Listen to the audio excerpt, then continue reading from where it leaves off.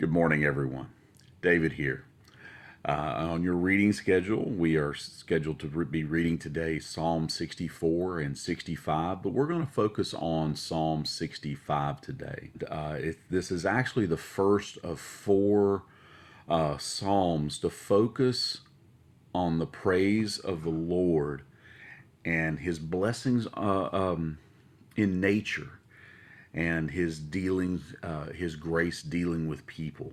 Psalm 65 opens up with the praise is rightfully yours, God in Zion. David is making the claim that praise is due God.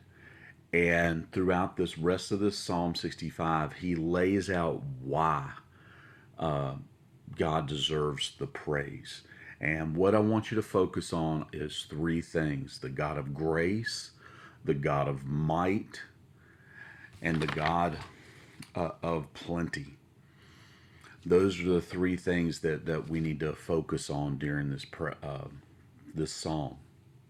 And this first section, verses 1 through 4, deals with God's grace. The iniquities overwhelm me. Only you can atone for our rebellion. He's talking about the salvation that God provides, just like in Romans, with what Paul lays out the argument that we are all sinners. And here, just as if the Israelites had to go to the temple and for the priest to wash away their iniquities once a year, we have the beauty of going to Christ one time and one time only to wash away those iniquities, the sins of our life. But in all this, God is the one who atones for it, not us. We don't have anything to pay for. We don't have anything to earn. We don't have anything to work for. It is freely given because of our faith.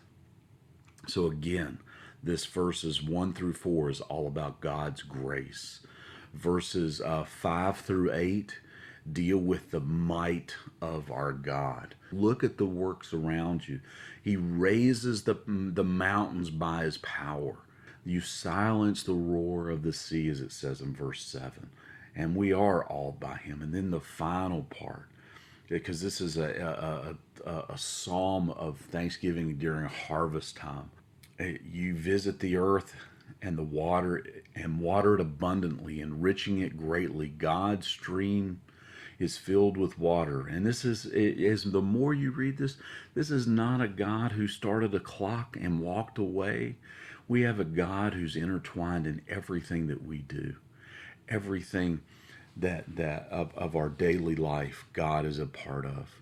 He softens the soil to make it grow abundantly. Listen to this verse. The wilderness pastures overflow. So not even the land that we as humankind work to provide sustenance for us, our food and our pasture lands, that nature itself provides a bounty, a beauty, and food and harvest. The wilderness pastures overflow.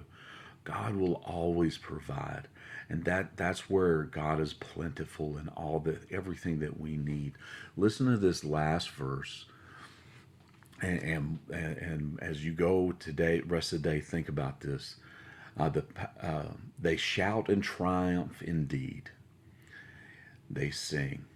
They shout in triumph indeed. They sing. And we should be shouting in triumph because we have a God who has chosen us, as this passage chose us. We have a God who hears our prayers. And we need to remind ourselves we have so much joy in our life. We have so much to be thankful for.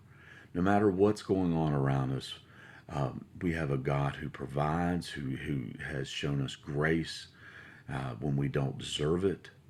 We have a God who is mighty, who can thwart away all our foes, our struggles in our life.